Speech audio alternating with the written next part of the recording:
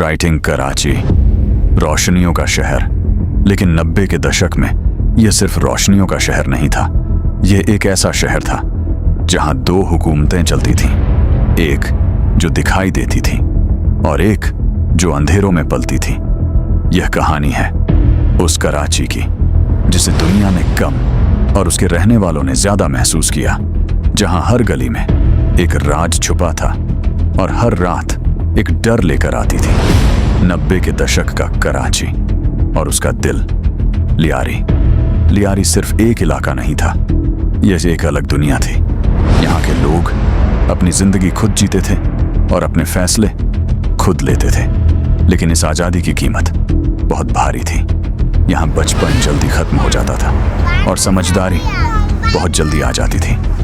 बच्चे खेलते कम थे और हालात को समझते ज्यादा थे, क्योंकि उनके आसपास हर दिन कुछ न कुछ ऐसा होता था जो उन्हें बड़ा बना देता था।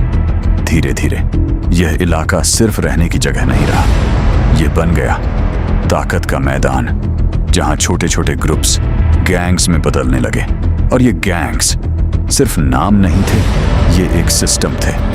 उनके अपने लोग थे, अपने हथियार थे और अपने नियम थे। जो उनका साथ देता वो सुरक्षित रहता, और जो खिलाफ जाता उसका अंजाम बहुत बुरा होता। फिर शुरू होती है एक ऐसी जंग जिसने पूरे कराची को हिला दिया।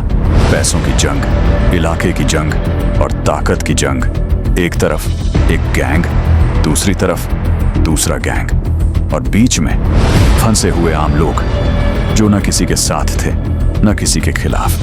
फिर भी सबसे ज्यादा वही प्रभावित हो रहे थे। रात होती और कराची बदल जाता।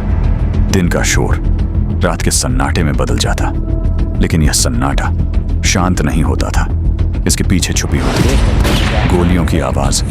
दूर कहीं फायरिंग होती थी और लोग समझ जाते थे आज फिर कुछ हुआ है।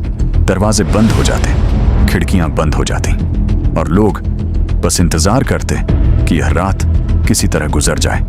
कभी कभी सुबह होती तो खबर मिलती कि किसी को मार दिया गया, कभी किसी सड़क पर, कभी किसी गली में, और कभी किसी ऐसी जगह जहां कोई सोच भी नहीं सकता था। धीरे धीरे मौत एक खबर नहीं रही, वो एक आदत बन गई।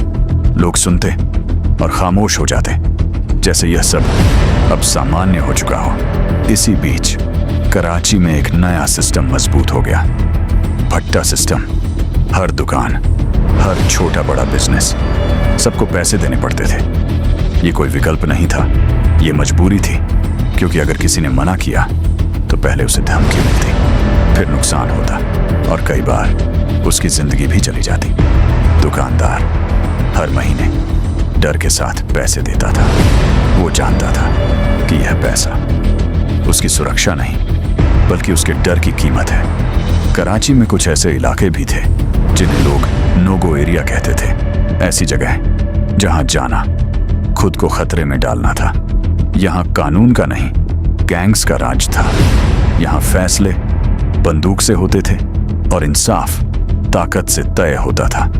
इन इलाकों में कुछ ऐसी जगहें भी थीं जहां लोगों को ले जाया जाता था, लेकिन वापस कम ही लोग आते थे। यह जगहें डर का दूसरा नाम थी, जहां चीखें दीवारों में दब जाती थीं और बाहर सिर्फ खामोशी रह जाती थी। किडनैपिंग एक आम बात बन चुकी थी। लोग अचानक गायब हो जाते और फिर एक कॉल आता, पैसे दो वरना। यह वरना ही सबसे बड़ा डर था, क्योंकि इसके बाद क्या होगा यह कोई नहीं जानता था। धीरे धीरे पूरा शहर एक अजीब से डर में जीने लगा। लोग बाहर जाते तो दुआ करते कि वो सुरक्षित वापस लौट आए। माएं अपने बच्चों का इंतजार करती और हर आवाज पर चौंक जाती। फिर आता है साल 1992, जब आखिरकार फैसला लिया जाता है कि अब इस डर को खत्म करना होगा। शुरू होता है एक बड़ा ऑपरेशन, ऑपरेशन क्लीन अप। शहर के अलग अलग इलाकों में छापे पड़ते हैं, गिरफ्तारियां होती हैं और कई जगह मुठभेड़ होती है। धीरे धीरे कुछ सच सामने आने लगते हैं, छिपी हुई जगहें, गुप्त ठिकाने, और वो कहानियां जो अब तक सिर्फ अफवाह लगती थीं अब हकीकत बनकर सामने आ रही थी। लेकिन इतने सालों का डर इतनी आसानी से खत्म नहीं होता। उसके निशान लंबे समय तक रहते हैं, लोगों की यादों में, उनकी बातों में, उनके डर में।